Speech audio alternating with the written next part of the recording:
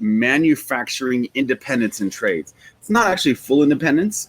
And if you want to get deeper into this, you can click the link below or above this video. Before I forget, to get into small accounts, big profits. We've already started trading. Kind of fun. So let's talk about how this works. There are three things you need to do to make consistent profits. You need to have a system that you believe in, that you've verified, and that fits your beliefs about the markets. You need to have your risk management rules set up so you achieve your goal. So for example, in small accounts, big profits, we're trying to move $1,000 to $100,000. So all of our risk rules are set up around that premise.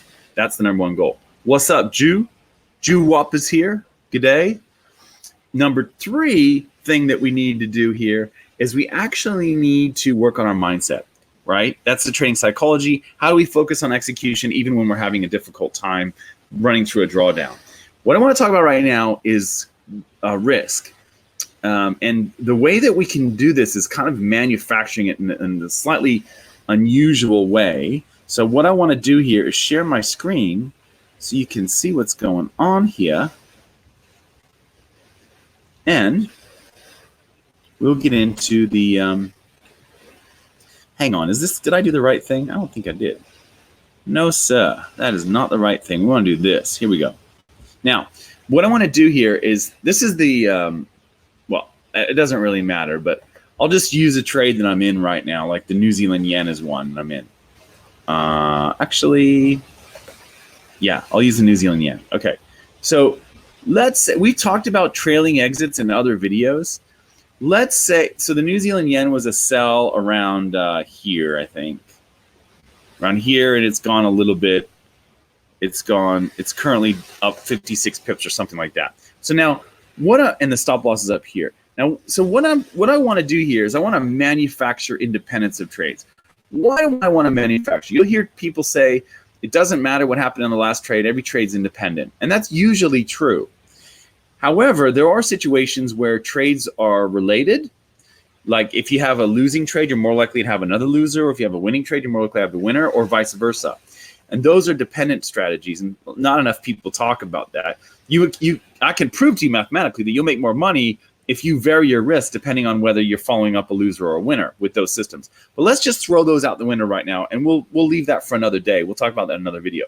But what I want to talk about right now is there a way where you can have multiple signals on the same currency pair at the same time and sort of make them slightly independent?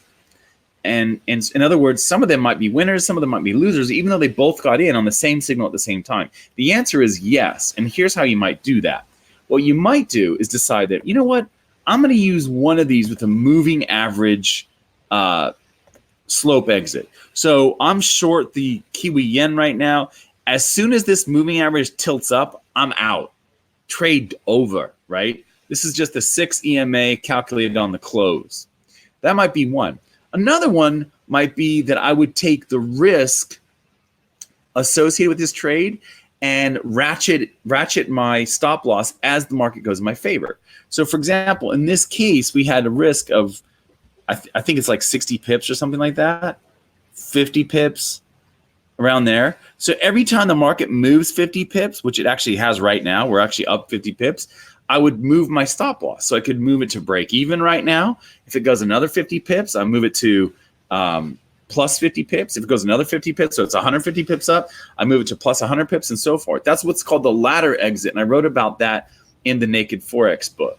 So the thing that I'm trying to get across here is there's a couple of different ways that you can manufacture this independence. But more importantly, keep in mind when you do this, that there are going to be certain methods that are going to be tighter. Like, let's just talk about trailing exits right now. Let's not talk about targets, okay? Let's talk about trailing exits. Let's say you want to have several trailing exits. You take one position, but you have two exits. One is the moving average slope exit I just showed you, and another one could be like the ladder exit I just showed you, okay? There's lots of different trailing exits. Let's just use those two as an example. The 3-bar exit, which is in Naked Forex I wrote about. What's going to happen is you're going to notice that there are pros and cons of every trailing exit. Some of these trailing exits will tend to pop you out of a trade. Good day, Jonathan. Good to see you here. No, we're moving $1,000 to $100,000. Okay, that's the goal in the Small Accounts Big Profits course. You can click the link below or above to get more information about that. So some of these exits, when the market goes, like it goes and then it just consolidates here and just kind of flatlines before it goes again, when it's consolidating, you're going to get popped out. Like the 3-bar exit, a lot of times you'll get popped out there. The moving average slope exit too, depending on how many candles you're using in the moving average and how long that it sits there, that'll also pop you out. So if it sits there a long time, you're probably going to get popped out of that one. If you use the ladder exit though, not so likely. But the ladder exit also has a con.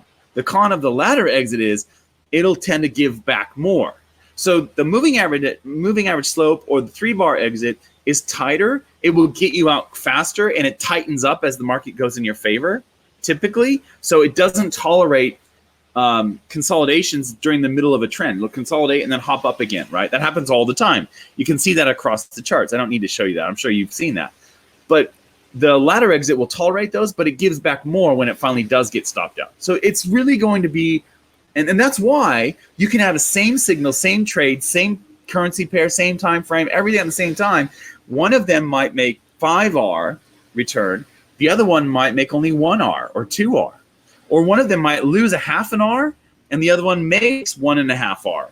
And that's really the give and take. So I would encourage you to test this in a simulator like Forex Tester or something like that to make sure that you understand the pros and cons of your trailing exit. But I'm just here to tell you that typically the major pros and cons that you're going to see are that some of them are too tight, and so they don't allow that consolidation, and some of them are too loose. Now, it's too loose or too tight depends on what happens in the trade, and that's all hindsight bias, right? But what I'm just saying is that some of them will give back a lot of profit at the end of the trade, and some of them will give back very little. And that's basically what you have to weigh again. So if you're using two, you can have one that's fairly tight at the end of the trade and one that's fairly loose. That way you're always right, sort of thing, right? Just like using a trailing exit and using a target. That way, you know, you kind of have a foot in both categories, so to speak. So hopefully that helps.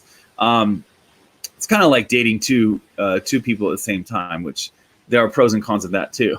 Anyway, I'll see you in the next video. I wish you happy trading, and we'll catch you later. See ya. Hey, Alejandro. Woohoo! Good to see you. Good to see you here.